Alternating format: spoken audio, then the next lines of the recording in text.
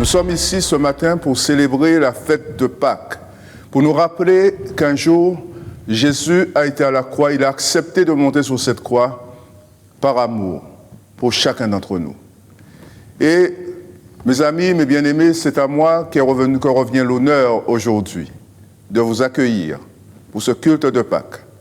Vous avez choisi d'être avec nous et vous avez fait le bon choix. Vous avez fait même le très bon choix. Ce matin, les églises membres du CNEF 97.1 ont décidé de s'unir pour qu'ensemble, nous puissions célébrer la Pâques dans des conditions particulières par rapport aux événements qui se passent dans le monde aujourd'hui, mais c'est une vraie célébration de la Pâques. Et nous nous rappelons ce qu'avait dit Ésaïe, et nous voulons répondre à cela. Nous avons cru. Nous avons cru peut-être après que cela se soit accompli, mais nous croyons que Jésus est mort et qu'il est ressuscité d'entre les morts. Alors, soyez à l'aise. Nous ne sommes pas là pour assister à un culte. Nous sommes tous là pour participer, pour être actifs à ce culte de Pâques. Chacun dans sa maison à cause du confinement, mais chacun de nous, nous avons quelque chose sur le cœur et que nous devons livrer au Seigneur ce matin. Puisse le Saint-Esprit nous guider, nous diriger, nous conduire pour que nous fassions la joie de notre Maître en ce matin. Avant d'aller et de continuer plus loin dans ce moment de célébration, nous allons nous incliner dans la prière, nous allons réclamer la grâce de Dieu, parce que ce que nous voulons ce matin, c'est lui offrir le meilleur de ce que nous sommes, le meilleur de ce que nous avons. Nous nous sommes préparés pour ce jour-là, nous aurions peut-être préféré le vivre autrement, mais c'est un beau jour, c'est un jour merveilleux. Et partout dans le monde, on célèbre la résurrection de Jésus-Christ. Et cette célébration nous rappelle qu'un jour, nous aussi, nous ressusciterons avec lui. Alors, si vous le voulez bien, nous allons nous incliner dans la prière. Dieu Tout-Puissant, ce matin, nous nous présentons devant ta face et nous te demandons simplement de nous accorder ta grâce. Cette grâce, mon Dieu, qui nous est nécessaire afin que nous puissions te célébrer. Parce que ta parole dit que nul ne peut chanter, nul ne peut te célébrer s'il n'est conduit par ton esprit. Et ce matin, nous savons une chose, c'est que nous voulons être conduits par ton esprit, parce que nous voulons vivre cette Pâque différemment, bien sûr, mais nous voulons la vivre. Et Seigneur, sois béni pour ce moment où nous sommes en communion les uns avec les autres, où, Seigneur, tu es dans chaque maison, tu es dans chaque vie, dans chaque cœur, et tu es même au-delà de ce que nous pouvons penser ou imaginer. Alors nous remettons toutes choses entre tes mains, parce que, Seigneur, nous voulons vivre ce moment intensément.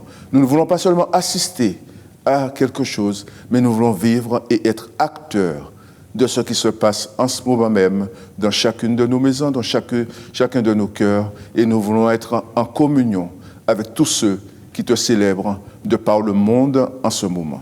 Sois béni, Père Tout-Puissant, sois béni dans le nom de Jésus. Amen. Alors, je le disais tout à l'heure, c'est pour moi un vrai privilège et un honneur de vous accueillir pour qu'ensemble nous puissions célébrer la Pâque. Et nous allons, sans plus tarder, chanter tous ensemble ce beau cantique de circonstance, « À toi la gloire, ô ressuscité ». Alléluia. Jour de joie, jour de victoire. En ce jour, nous nous rappelons que notre Seigneur est ressuscité, qu'il est sorti du tombeau. La mort n'a pas pu le retenir. Son sacrifice a été agréé et le Père éternel, par son esprit, l'a ressuscité. Alléluia. Nous allons nous dire à toi la gloire, ô ressuscité. À toi la victoire pour l'éternité. Combien tu es digne de nos louanges, Seigneur. Combien tu es digne. Amen. À toi la gloire, ô ressuscité. À toi la victoire pour l'éternité. Encore à toi la gloire, Seigneur. À toi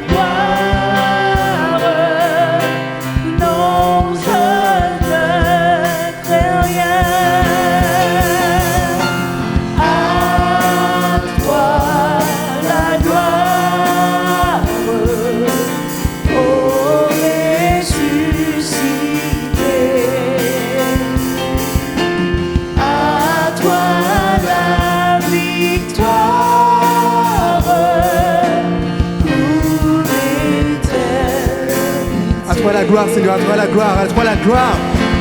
À toi la gloire. Quel que soit là où tu es, donne gloire au Seigneur. Dans ces moments, nous avons besoin de l'Éternel, nous avons besoin de proclamer à quel point il est victorieux, à quel point il est puissant. Alléluia, parce que oui, c'est notre Dieu. Pour l'éternité, oui, pour l'éternité. Oui, Seigneur, pour toute l'éternité, tu règnes. Alléluia.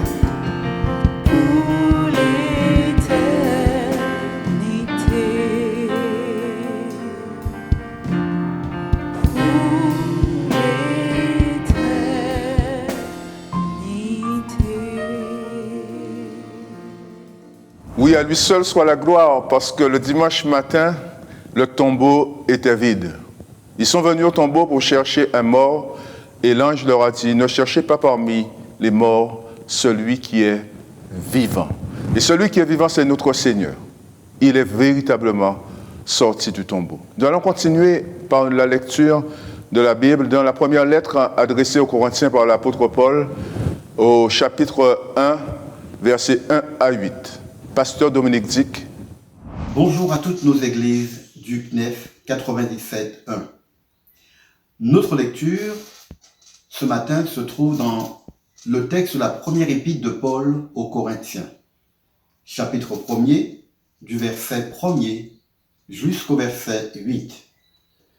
De la part de Paul, appelé à être un apôtre de Jésus-Christ par la volonté de Dieu et du frère Sosthène, à l'église de Dieu qui est à Corinthe, à ceux qui ont été conduits à la sainteté par Jésus-Christ, appelés à être saints, et à tous ceux qui, partout, font appel au nom de notre Seigneur Jésus-Christ, leur Seigneur et le nôtre. Que la grâce et la paix vous soient données de la part de Dieu notre Père et du Seigneur Jésus-Christ. Je dis constamment à mon Dieu toute ma reconnaissance à votre sujet pour la grâce qui vous a été accordée en Jésus-Christ. En effet, en lui, vous avez été comblés de toutes les richesses, en particulier en ce qui concerne la parole et la connaissance, dans la mesure où le témoignage de Christ a été solidement établi parmi vous. Ainsi, il ne vous manque aucun don. À vous qui attendez le moment où notre Seigneur Jésus-Christ apparaîtra. C'est lui aussi qui vous affermira jusqu'à la fin pour que vous soyez irréprochables le jour de notre Seigneur Jésus-Christ. Que Dieu bénisse sa parole. Amen. Puisse la parole de Dieu trouver sa place dans nos cœurs comme elle a su trouver sa place dans le cœur des Corinthiens. L'apôtre Paul était reconnaissant à Dieu de ce que la parole a trouvé sa place dans le cœur des Corinthiens. Puisse cette parole trouver sa place dans nos vies. Parce que nous avons besoin de la parole de Dieu. Nous avons besoin de cette parole. Nous avons besoin aussi de louer le Seigneur. Nous allons continuer à le louer avec le groupe de louanges. Je loue ton nom éternel.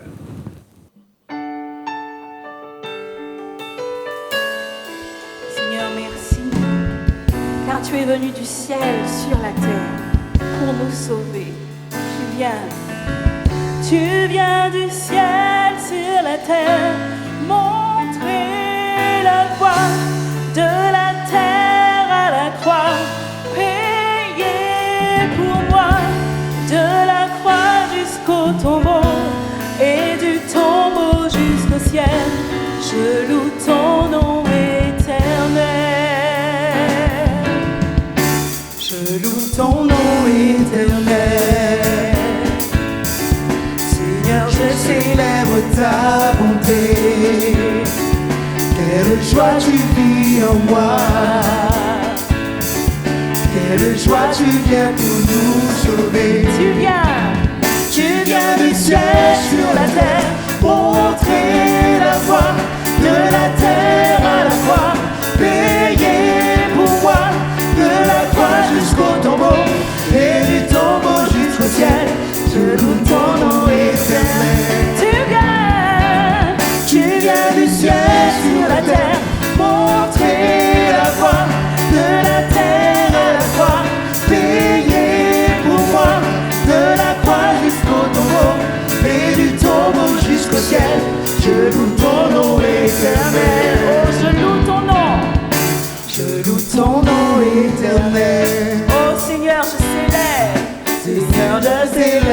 ta bonté. Quelle joie, Tu vis en moi. quelle joie tu viens pour nous sauver. Quelle joie tu viens pour nous sauver. Tu viens du ciel sur la terre, montrer la voie de la terre à la croix, payer pour moi de la croix jusqu'au tombeau et du tombeau jusqu'au ciel.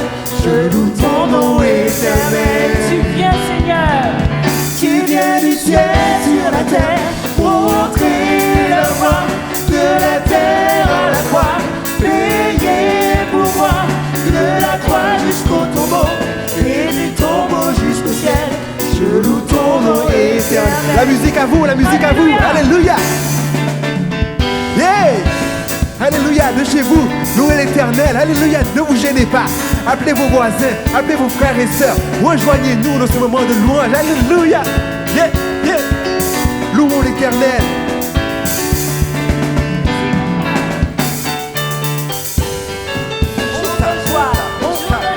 Il est ressuscité, amen. Amen.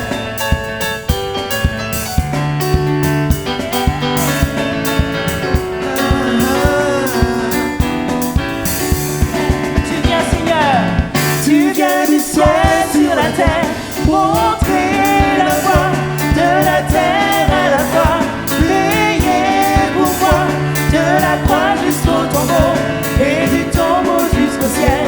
Je loue ton nom éternel. Encore, tu viens du ciel sur la terre, montrer la voie de la terre à la croix, payer pour moi de la croix jusqu'au tombeau et du tombeau jusqu'au ciel. Je loue ton nom éternel. Je loue ton nom éternel. Je loue ton nom éternel. Je loue ton nom éternel. Alléluia. Il est bon de louer l'Éternel. Amen. Alléluia. Est-ce qu'il y a quelqu'un pour dire Amen là, ce matin? Est-ce qu'il y a quelqu'un pour dire Alléluia? Parce que nous louons un Dieu qui est vivant. Il s'appelle Jésus-Christ. Et nous le célébrons encore et nous le célébrerons encore pour l'éternité. Nous allons laisser la place maintenant au pasteur Jacques Tilby des Soldats du Christ pour la deuxième lecture du jour dans le livre des Actes, chapitre 2, versets 22 à 32. Bien-aimés, bonjour. Je suis le pasteur Tilby de l'église évangélique des Soldats du Christ, dans une communion parfaite avec mes frères.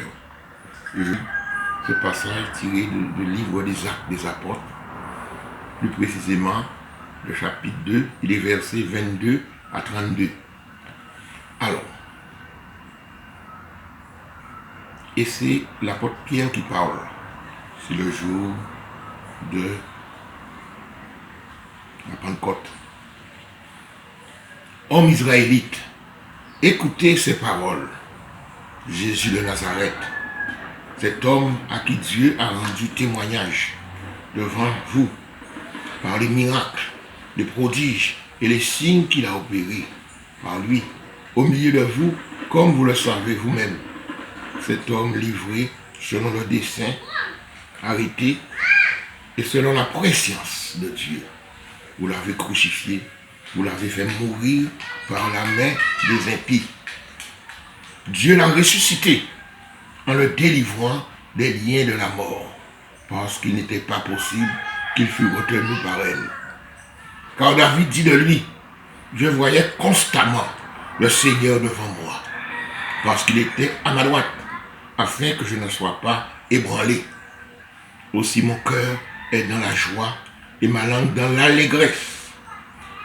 Et même ma chair reposera avec espérance. Car tu ne m'abandonneras pas. Tu n'abandonneras pas mon âme dans le séjour des morts. Et tu ne permettras pas que ton sein voie la corruption. Tu m'as fait connaître les sentiers de la vie. Tu me permettras, tu me rempliras de joie par ta présence. Hommes frères, qu'il me soit permis de vous dire librement au sujet du patriarche David, qu'il est mort, qu'il a été enseveli et que son sépulcre existe encore aujourd'hui parmi nous. Comme il était prophète et qu'il savait que Dieu lui avait promis avec serment de faire asseoir un de ses descendants sur son trône, c'est la résurrection du Christ qu'il a prévue et annoncée en disant qu'il ne serait pas abandonné dans le séjour des morts et que sa chair ne verra pas la corruption. C'est ce Jésus que Dieu a ressuscité. Nous en sommes tous témoins.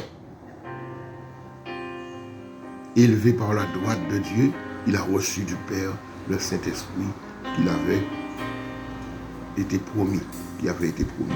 Et il l'a répandu comme vous le voyez et l'entendez. Amen.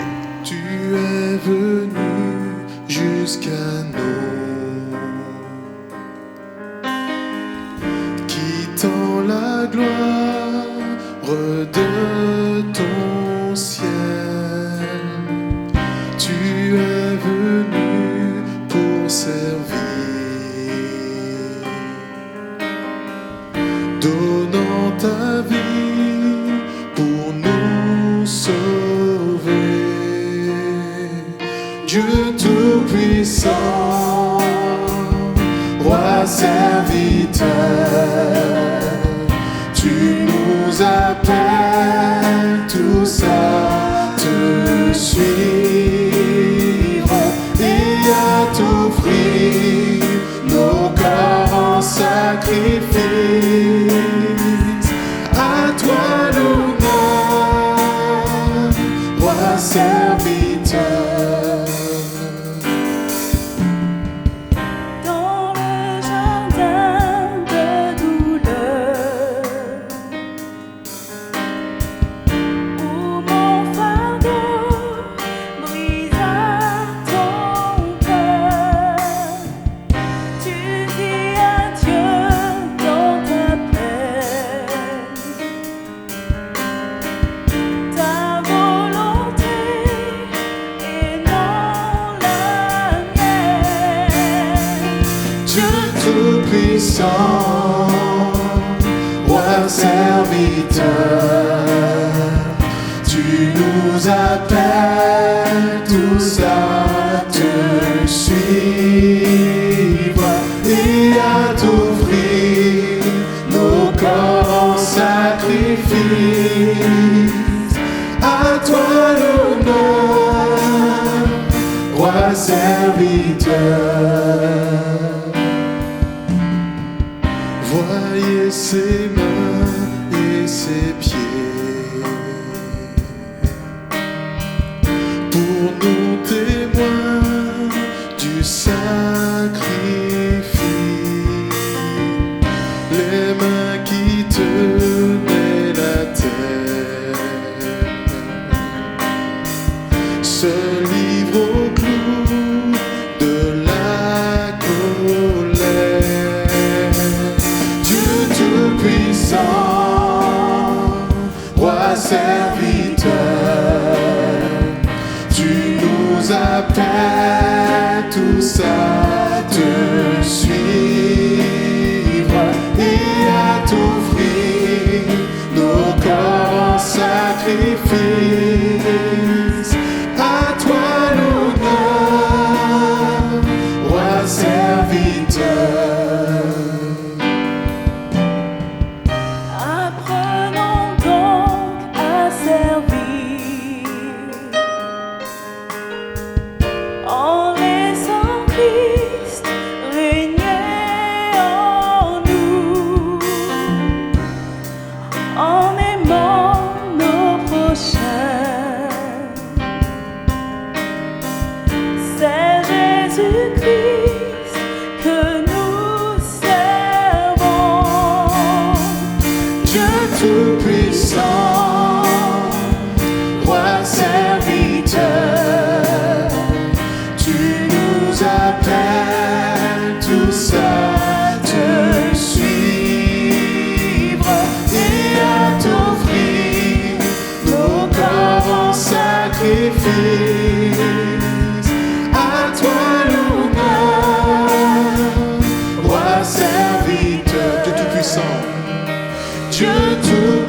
obéissant, roi serviteur,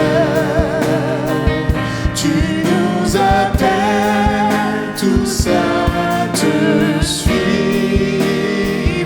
et à t'offrir nos corps en sacrifice. À toi l'honneur,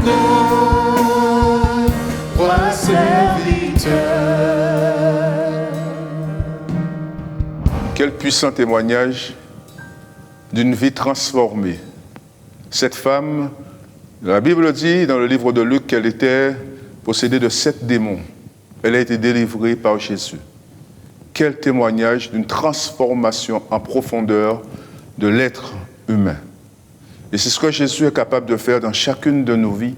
C'est ce que Jésus est capable de faire dans ta vie s'il ne l'a pas encore accompli. Le miracle de Pâques peut s'accomplir dans ta vie aujourd'hui. Parce que Jésus est encore vivant. Et ce qu'il a fait autrefois, il est capable de le faire aujourd'hui. Il n'a pas changé. Il est toujours le même hier, aujourd'hui et éternellement. Alors que vraiment le Seigneur te bénisse à travers tout ce que tu vois, tout ce que tu entends. Sois béni, sois vraiment béni. Alléluia. Avant de passer au message que va nous présenter l'orateur du jour, le docteur Alain Isus, nous allons encore chanter ensemble ce cantique. Et nous allons être conduits par le groupe de louanges. Et nous allons chanter justement ce si grand miracle qui m'a conduit vers le ressuscité.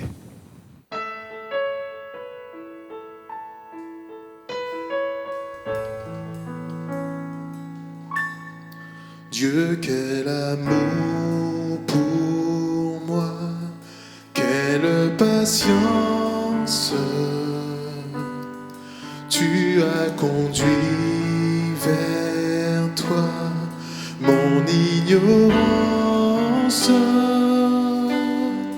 Comment pouvais-je alors saisir ce que ton cœur voulait m'offrir? Un si grand miracle, un don si précieux, ta mort à la Pâque nous ouvre les yeux. Ton salut remplace ma condamnation. Mon péché s'efface par ta rédemption. Loué sois-tu, Dieu Tout-Puissant. Loué sois-tu.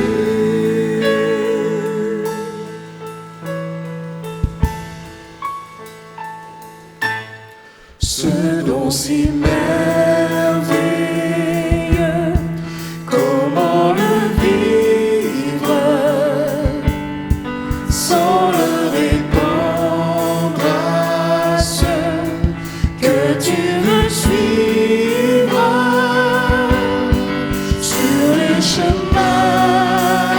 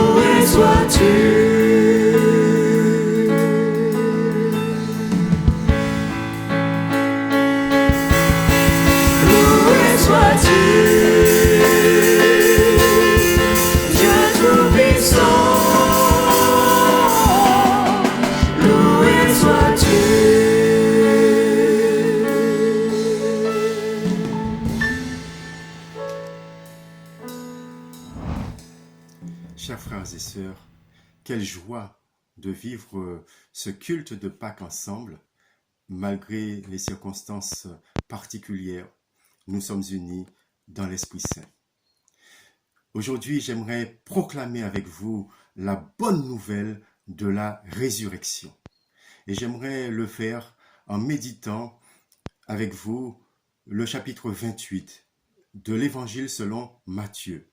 Nous allons lire les 10 premiers versets de ce texte qui a tellement de souffle. Matthieu, chapitre 28. Après le sabbat, à l'aube du premier jour de la semaine, Marie-Madeleine et l'autre Marie allèrent voir le sépulcre. Et voici qu'il y eut un grand tremblement de terre, car un ange du Seigneur descendit du ciel, vint rouler la pierre et s'assit dessus. Son aspect était comme l'éclair, et son vêtement blanc comme la neige. Les gardes tremblèrent de peur et devinrent comme morts. Mais l'ange prit la parole et dit aux femmes, « Pour vous, n'ayez pas peur, car je sais qui vous cherchez. Vous cherchez Jésus, le crucifié. Il n'est pas ici. En effet, il est ressuscité, comme il l'avait dit. Venez, voyez l'endroit où il était couché, et allez promptement dire à ses disciples qu'il est ressuscité des morts.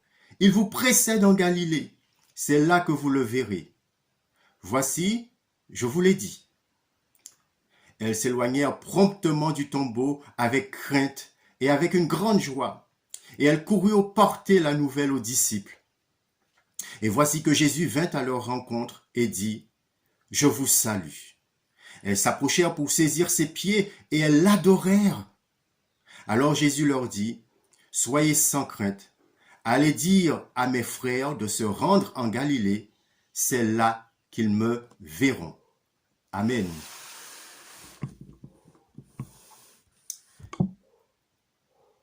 Si J,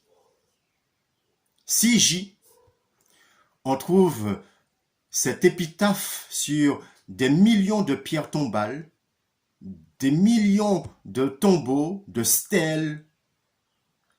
On écrit pour ne pas oublier. Si J, un tel. Si J, une telle. On écrit encore, ici repose, car la formule si J sonne un peu brutale quand même. La formule ici repose est un peu plus douce, un peu plus euphémisante. Mes chers amis, je voudrais vous dire qu'il y a un homme dont on ne pourra pas dire de lui si J ou ici repose. Les Juifs, comme les autres peuples, étaient soucieux de bien traiter le corps de leurs morts. Il fallait qu'il soit mis dans un tombeau. C'est pourquoi l'évangéliste Matthieu nous dit, à la fin du chapitre précédent, à la fin de Matthieu 27, que Joseph d'Arimathée, un disciple de Jésus, qui devait être riche, est allé demander à Pilate le corps de Jésus. Ensuite, il a pris le corps et il l'a déposé dans un tombeau neuf. Puis, il a roulé une grosse pierre à l'entrée du tombeau et il s'en est allé puisque c'était le sabbat qui approchait. Les femmes qui suivaient Jésus n'avaient pas eu le temps d'embaumer le corps de Jésus à cause précisément de l'arrivée du sabbat. Et c'est pourquoi on nous rapporte qu'après le sabbat, le premier jour de la semaine, le dimanche donc, Marie de Magdala et une autre femme qui elle aussi s'appelait Marie se rendent de bonne heure au sépulcre. Les autres évangiles nous précisent qu'elles s'y rendent dans le but d'embaumer le corps de Jésus. Ces deux femmes étaient venues rendre un dernier hommage à leur maître qu'elles aimaient tellement. En chemin vers le tombeau, l'évangile de Marc nous dit qu'elles avaient une préoccupation à l'esprit. Qui nous roulera la pierre à l'entrée du tombeau? Comment allons-nous faire pour déplacer cette grosse pierre qui obstrue l'entrée du tombeau?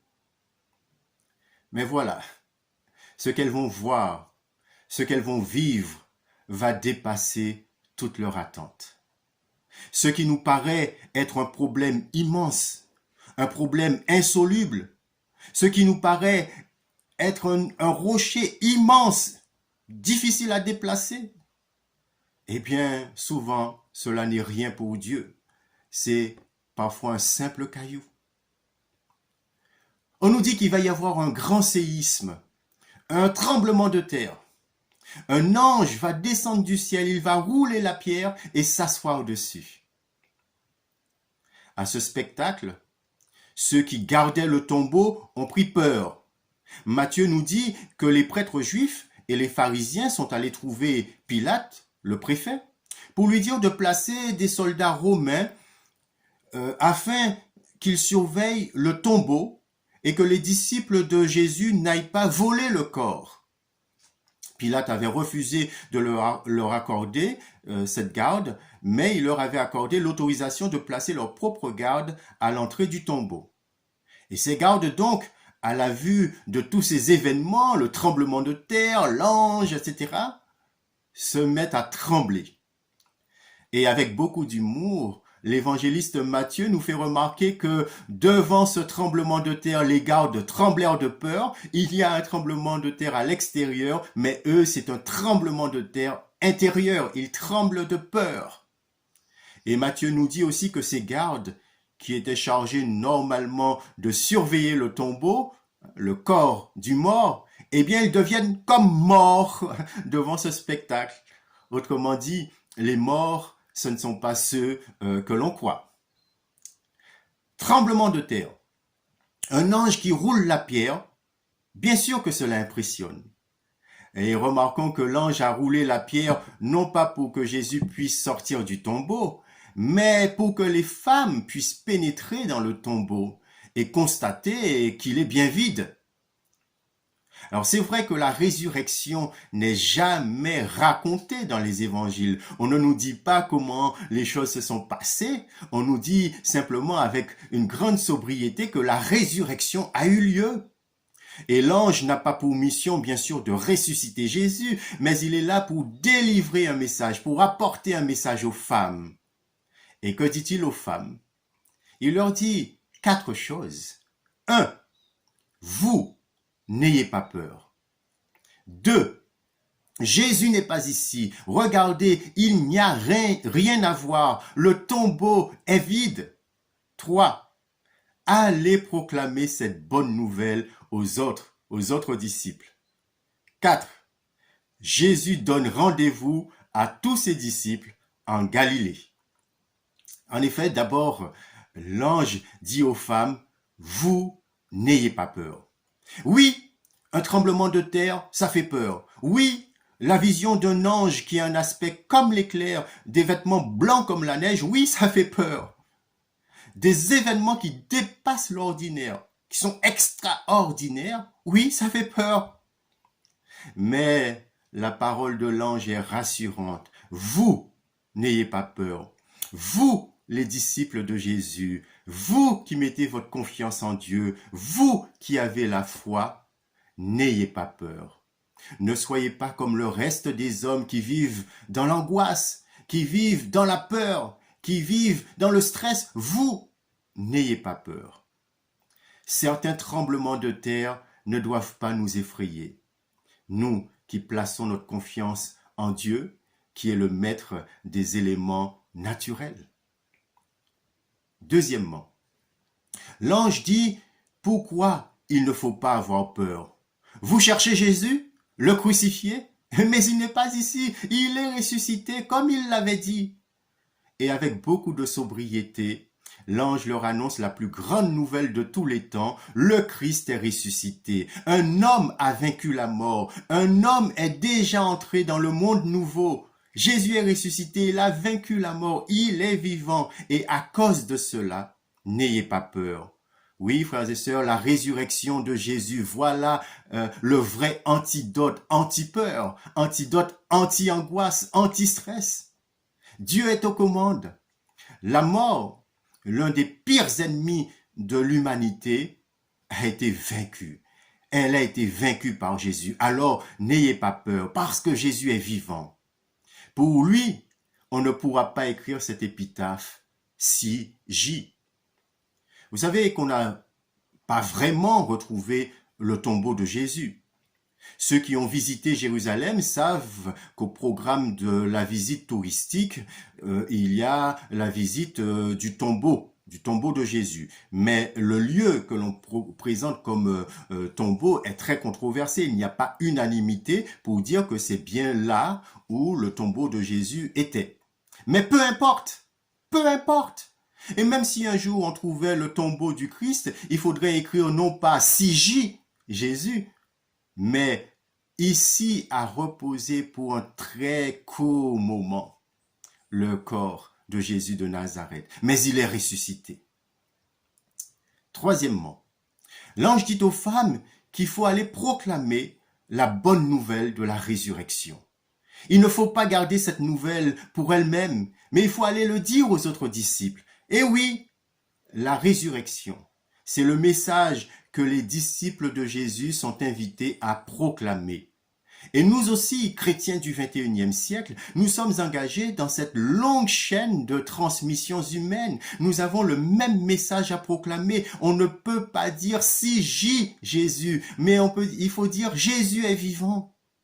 Il est sorti du tombeau. La mort n'a pas eu le dernier mot sur lui. Ô mort, où est ton pouvoir? Ô mort, où est ton aiguillon? Il y a un philosophe français qui s'appelait Louis Althusser. Il a rayonné dans les années 1960. Dans sa jeunesse, Louis Althusser a été un catholique engagé. Puis, il dit qu'il a perdu la foi dans les années 40 et il est devenu marxiste, membre du Parti communiste. Ensuite, malheureusement, il a sombré dans la folie et il a assassiné sa compagne. Mais avant qu'il ne sombre dans la démence, cet homme, Louis Althusser, disait que l'un des textes bibliques, ou sinon le texte biblique, qui le bouleversait le plus, c'était cette affirmation de Paul. « Ô mort, où est ta victoire? Ô mort, où est ton aiguillon ?» Car voyez-vous, seule la foi chrétienne peut dire cela. « Mort, où est ta victoire ?» La foi chrétienne ne nie pas la mort. Elle dit au contraire que la mort est une dramatique réalité, une ennemie. L'apôtre Paul dit que c'est le dernier ennemi même qui sera vaincu. Oui, la mort reste une ennemie, ce n'est pas une amie. Nous avons été créés pour la mort, pour la vie et non pas pour la mort. Donc il ne s'agit pas d'être dans le déni de la mort. Mais la foi chrétienne nous dit que le Christ a vaincu la mort et que le ressuscité nous entraînera dans sa victoire. Nous ressusciterons nous aussi à sa suite. Et c'est le message que Paul proclame en 1 Corinthiens 15. 1 Corinthiens 15, verset 20, il dit « Christ est ressuscité d'entre les morts, il est les prémices, les premiers fruits de ceux qui sont décédés. » À la parole de l'ange, les femmes vont donc quitter promptement le tombeau. Elles partent annoncer la bonne nouvelle aux disciples, mais Matthieu nous précise qu'elles partent avec crainte et avec une grande joie. C'est intéressant de noter cela. L'ange leur dit de ne pas avoir peur, mais elles repartent avec crainte et grande joie, nous dit le texte. Alors, la peur n'a pas totalement disparu, me direz-vous. Oui, mais ce n'est pas la même peur que celle des gardes qui surveillaient le tombeau. C'est plutôt la crainte devant le mystère, la crainte devant quelque chose qui les dépasse.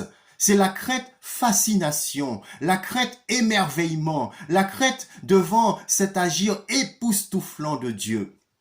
Ce n'est pas la peur panique, ce n'est pas la peur paralysante, ce n'est pas la peur épouvante, ce n'est pas l'effroi. C'est plutôt la nuance de crainte devant le mystère, devant ce qui nous échappe. C'est la crainte respectueuse, c'est une crainte mêlée de joie. Elles s'en vont avec crainte et grande joie. C'est la crainte joyeuse devant le mystère de Dieu. Et elles s'en vont apporter la bonne nouvelle aux autres disciples. Mais la suite dépassera encore toutes leurs espérances. Jésus ressuscité va se manifester aux femmes. Jésus ressuscité va apparaître aux femmes. Ces femmes, Marie de Magdala et l'autre Marie, vont être les premiers témoins de la résurrection. Ce n'est ni Pierre, ni Jean, ni un autre apôtre, mais qui ont été les premiers témoins de la résurrection, mais ce sont ces deux femmes à qui Jésus va d'abord se manifester. Alors, cela peut paraître être un simple détail du texte, mais c'est un détail très important, car ce détail fait vrai, comme on dit, et il plaide pour la véracité des faits rapportés par les évangiles. Car voyez-vous, si les disciples de Jésus avaient inventé cette histoire de résurrection, si c'était une fable que les disciples avaient inventée, eh bien jamais, au grand jamais, ils n'auraient dit que les femmes ont été les premiers témoins de la résurrection. Ils n'auraient vraiment pas pensé à faire des femmes les premiers témoins de la résurrection. Pourquoi?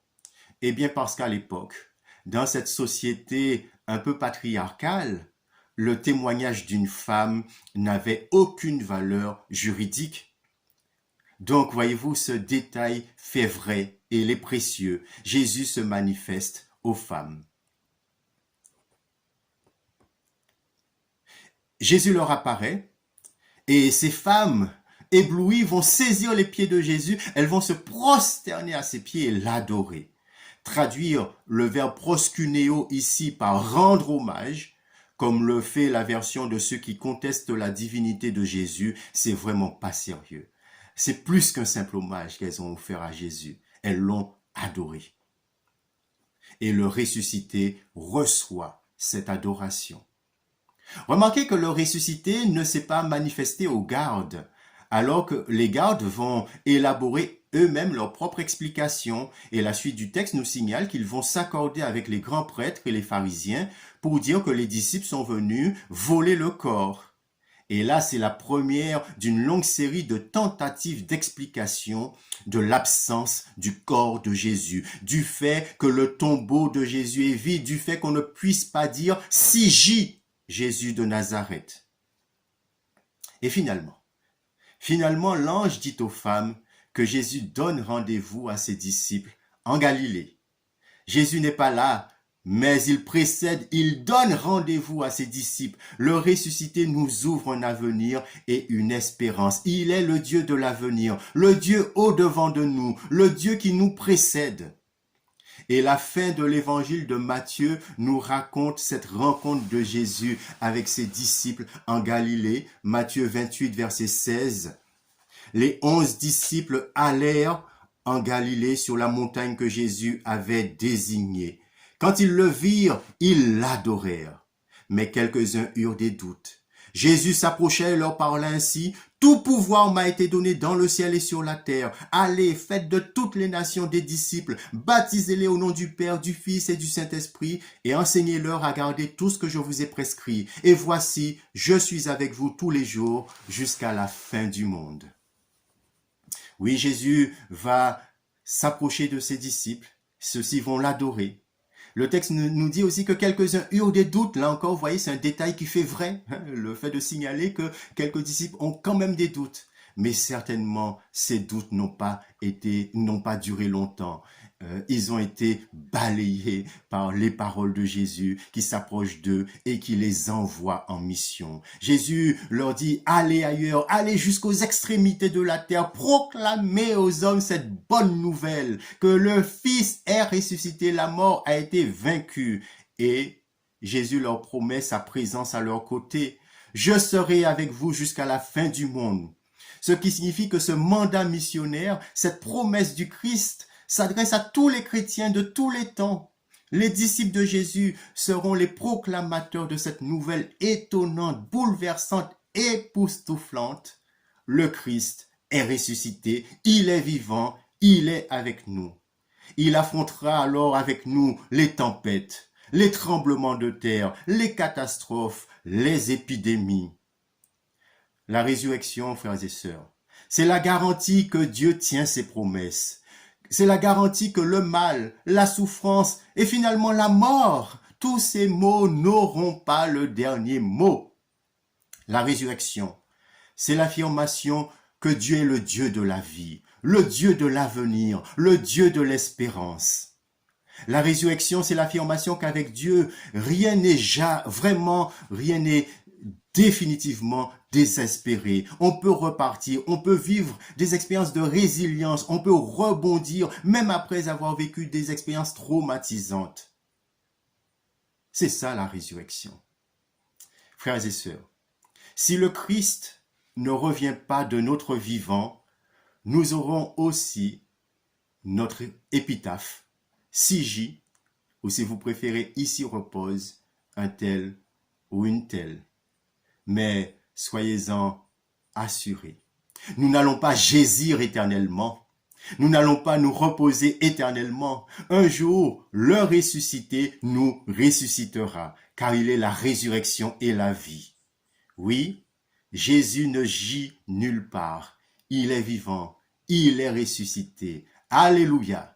Alors ne faisons pas, ne vivons pas comme si Jésus n'était pas ressuscité, comme si notre Seigneur n'était pas vivant. Amen.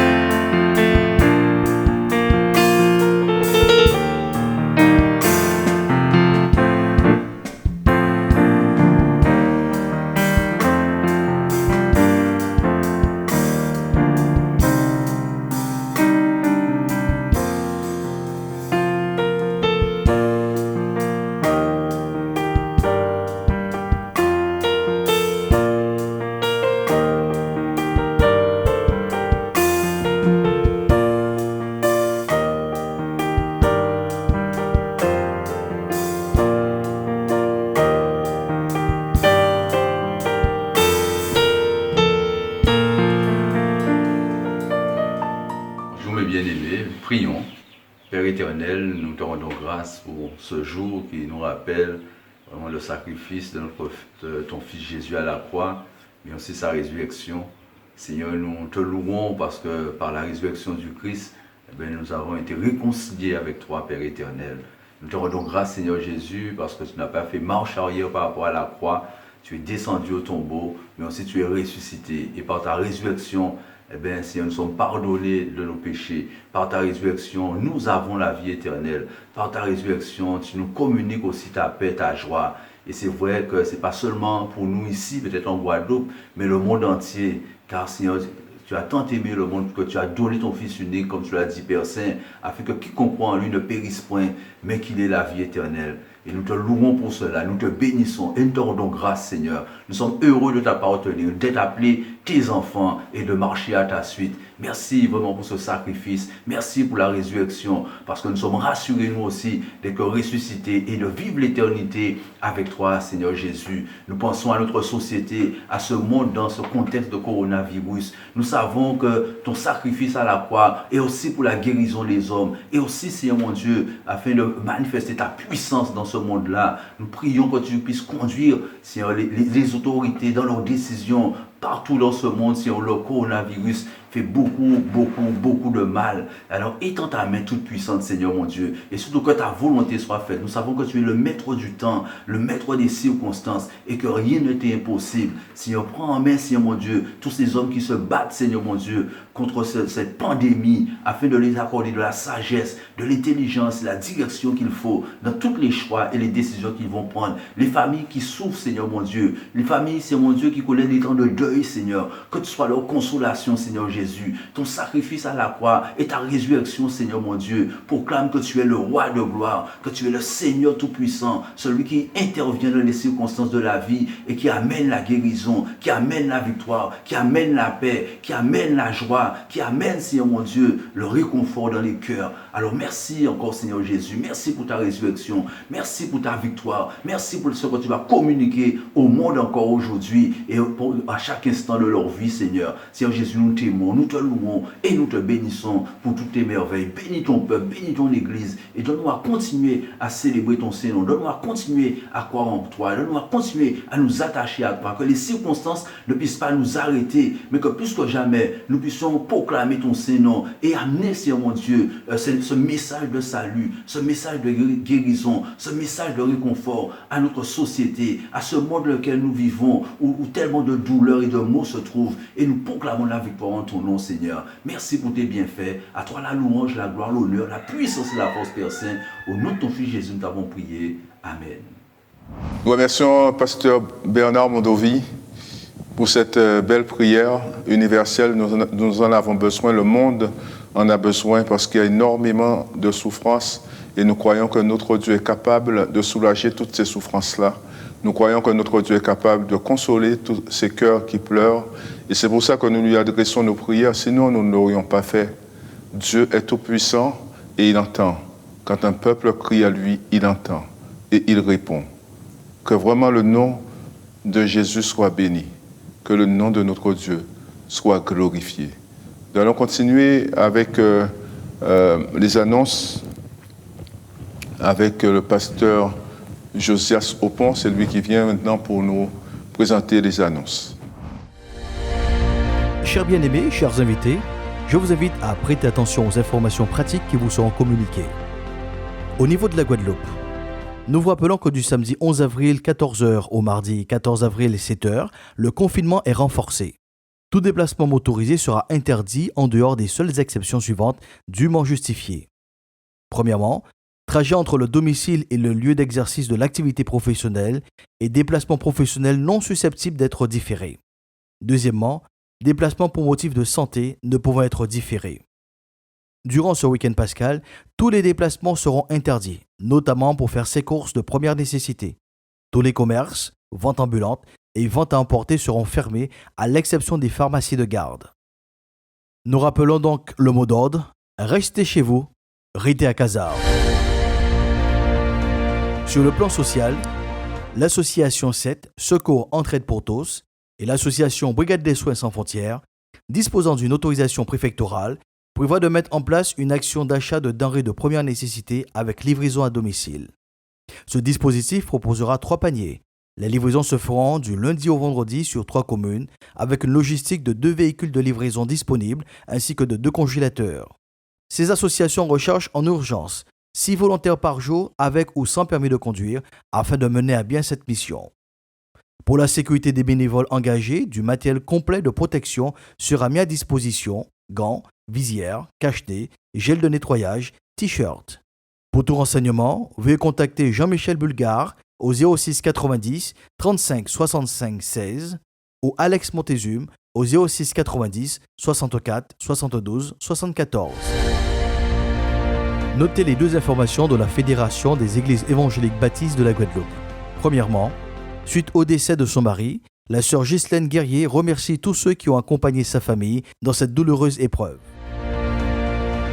Enfin, pour terminer cette session, nous aurons donc un rappel de l'importance du confinement.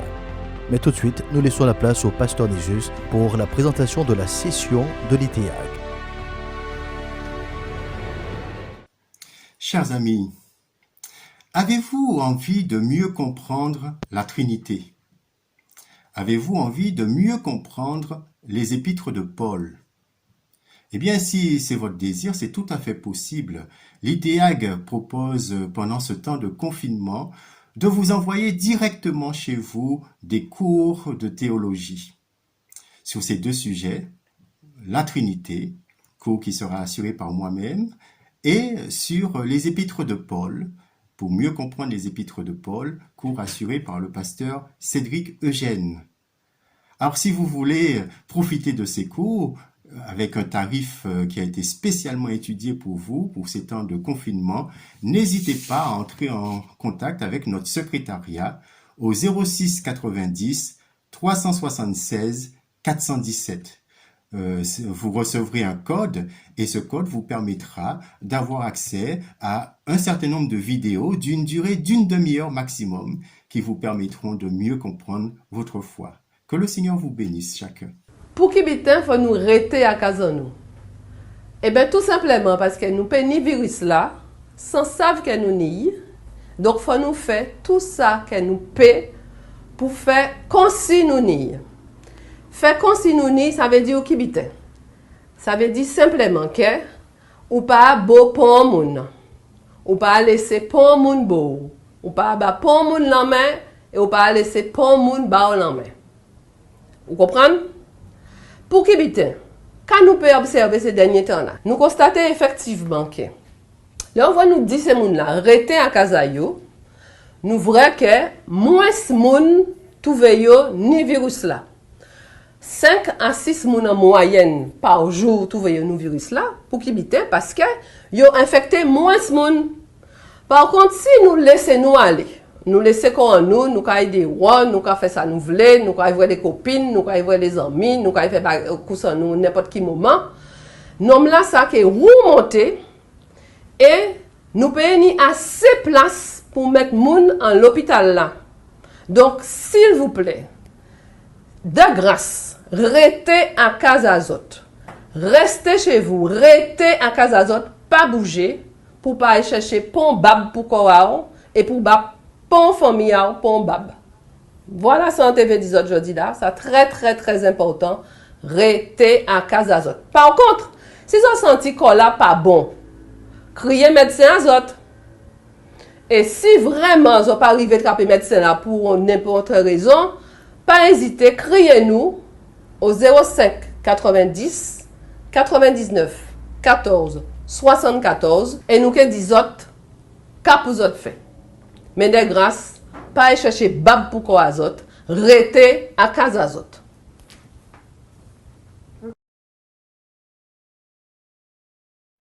Nous arrivons au terme de notre célébration de Pâques. Ce n'est pas terminé. Je vous demande de rester encore avec nous parce que nous allons continuer à chanter. Et nous allons aussi recevoir une parole de bénédiction, une prière aussi de fin de culte. C'est le pasteur Maroudin qui va nous conduire dans ce moment de bénédiction et de prière. Mais avant, nous allons chanter tous ensemble. Il est Seigneur, parce qu'il est réellement Seigneur. Il règne. Quelles que soient les circonstances, il continue à régner. Et ce matin, en ce lieu, il règne.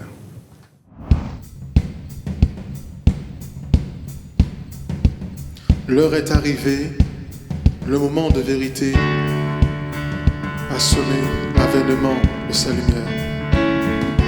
Alléluia. l'heure est arrivée. L'heure est arrivée, le moment de vérité a sonné l'avènement de sa lumière. L'ombre est désarmée, l'ennemi est terrassé, et le jour de la victoire est arrivé. Il est Seigneur, il est vainqueur. Par la force de son nom, il a scellé le pardon de sa vie, de sa paix et le testament d'éternité. Revêtu de joie, Revêtu de joie, à l'écoute de la voix, de sa voix, avançons vers le combat. Alléluia. Unis par son sang aujourd'hui, par nos chants, ces chants que nous portons, nous amènerons des foules à sa louange. Il est Seigneur, il est vainqueur. il est vainqueur. Par la force du Très-Haut, il est sorti des tombeaux et il vit à jamais, couronné de gloire et d'autorité. L'heure est déjà là, à ce jour où l'on verra le salut de Jésus-Christ briller sur terre. Il est temps que l'Éternel brille sous terre. Rien n'est plus certain que ce jour où le Jésus est venu sur terre. Dans le ciel illuminé de nos prières, il est Seigneur, il est vainqueur. Que le Dieu de l'univers soit manifesté sur terre. Que son nom soit loué et que règne enfin sa majesté. Il est Seigneur. Il est Seigneur, il est vainqueur. Que le Dieu de l'univers soit manifesté sur terre. Que son nom soit loué et que règne enfin sa majesté. Et que règne enfin. Et que règne enfin sa majesté. Que règne enfin. Et que règne enfin sa majesté. Et que règne enfin sa majesté. Nous sommes donc, mes amis, à la fin de notre culte. Nous avons prêté attention à la prédication qui a été donnée avec autorité. Nous nous sommes présentés devant notre Dieu avec la certitude qu'il nous a écoutés, qu'il a écouté nos prières. Nous avons chanté dans la joie. Donc malgré les limites qui nous sont imposées, c'est la réalité de notre vie ces jours-ci, je suis sûr que ce temps de culte a renforcé notre unité, l'unité en tout cas de nos 4 familles évangéliques. Mais je suis certain aussi que chaque personne connectée a reçu du Seigneur ce dont elle avait besoin. Oui, nos âmes ont été réconfortées, nos âmes ont été stimulées, nos âmes se sont réjouies. Donc ce matin, oui, nous allons nous séparer, l'heure est arrivée, nous allons nous déconnecter numériquement, mais nous repartons enrichis de grâce. En tout cas, nous demeurons la famille de Dieu, celle qui continuera à être au bénéfice de ses soins de Père, lui qui saura toujours nous les prodiguer avec la tendresse habituelle qui le caractérise et de manière appropriée. En retour, ce que je souhaite pour chacun d'entre nous, c'est que nous lui soyons davantage dévoués, davantage fidèles, davantage disponibles et réceptifs. Alors, Que la nourriture, sa parole, reçue aujourd'hui sous différentes formes, puisse donc y contribuer. C'est pourquoi je nous encourage à ressasser dans nos cœurs ce que nous avons vécu ensemble ce matin. Je vous encourage aussi à être reconnaissant à Dieu, à l'être vraiment, pour tous ceux qui ont participé à la réalisation de ce culte. Je peux vous certifier que ce n'est pas un simple travail. Nous allons nous séparer aussi avec également un souhait. Celui que je crois que chacun d'entre nous formulons, c'est-à-dire que nos 4 familles puissent se rencontrer à nouveau, se retrouver pour une autre belle aventure. En attendant, je vous souhaite aussi, et j'ai envie de dire déjà, bon appétit, mais surtout pour vous dire aussi que ce repas soit pris dans un esprit de fête, la fête de la victoire de la vie sur la mort. Que Dieu nous bénisse tous. Amen. Bonsoir, excusez-moi. Vous ne seriez pas Marie de Magdala? Oui, c'est bien cela. Mais je n'ai rien à vous dire. Je ne pensais pas tomber sur des journalistes ici. Laissez-moi. Non mais attendez. J'avais juste quelques questions à vous poser au sujet de la disparition du corps de Jésus de Nazareth. Oh. Ah, vous voulez parler aux apôtres? Attendez, je vais aller vous les chercher. Non, pas du tout. C'est vous que je voulais interviewer. Moi? M'interviewer moi? Oui, absolument. Enfin, si vous n'y voyez pas d'objection, bien sûr. Mais je suis une femme, voyons. Personne ne voudrait écouter une femme. Bien sûr que oui, bien au contraire. Je suis sûr que vous détenez des informations très très importantes qui intéresseraient nos lecteurs ainsi que nos auditeurs. D'accord. Ok. Par contre, je ne suis pas disponible pour le moment. On peut peut-être trouver un moment pour se rencontrer. Est-ce que demain matin, ce serait possible pour vous à 10h au café de la place? Ah, très bien. D'accord, ça me convient. Ok, rendez-vous à demain à 10h alors. D'accord. C'est nous derrière.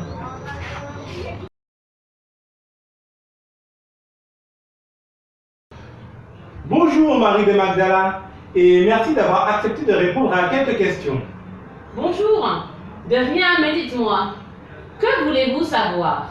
Est-ce vrai que vous êtes la première personne à avoir découvert que le corps de Jésus avait disparu? Oui, c'est vrai. Le livre des Juifs a déclaré que les disciples ont volé le corps pour faire croire que Jésus était ressuscité des morts. Ce n'est pas vrai. Comment le savez-vous? Parce que j'ai vu Jésus vivant à l'extérieur du tombeau. Vous quoi? J'ai vu Jésus vivant. Comment expliquez-vous cela? Eh bien, de toute évidence, Jésus est revenu à la vie. Vous pensez qu'il est revenu à la vie? Je ne le pense pas. Je sais que c'est vrai. Comment pouvez-vous en être aussi certaine? Eh bien, pour commencer, avant de mourir, Jésus avait prédit qu'il serait crucifié et qu'il reviendrait à la vie. Il l'avait prédit? Oui, mais plusieurs fois d'ailleurs. Je pensais que tout le monde savait ça. Mais ce n'est pas parce qu'il l'a prédit qu'il l'a réellement fait. Je ne sais pas pourquoi c'est si difficile à croire.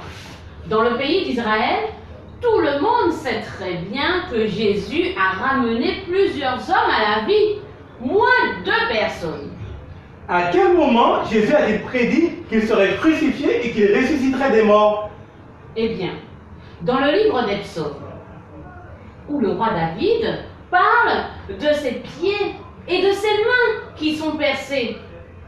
C'est tout le portrait d'une crucifixion. Mais David a écrit les psaumes il y a des centaines d'années, bien avant que la crucifixion soit inventée. Comment David, ou n'importe qui d'autre, aurait-il pu connaître la crucifixion avant son invention? Un homme ordinaire n'aurait pas pu.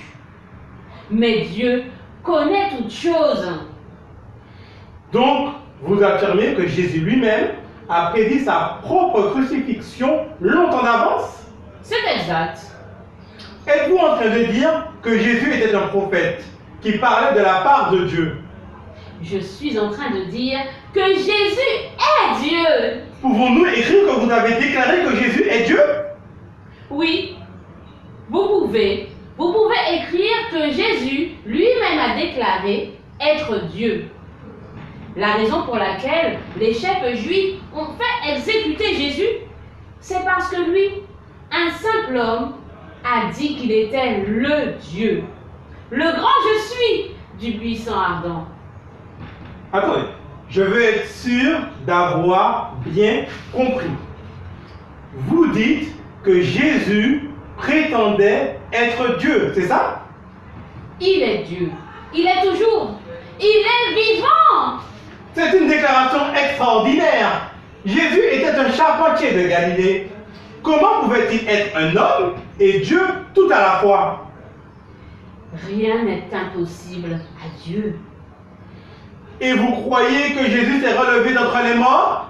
Je l'ai vu vivant, vu de mes yeux vus. Je l'ai saisi par les chevilles et je l'ai embrassé. J'ai embrassé ses pieds après qu'il soit ressuscité. N'est-ce pas vrai que vous avez des antécédents de maladie mentale?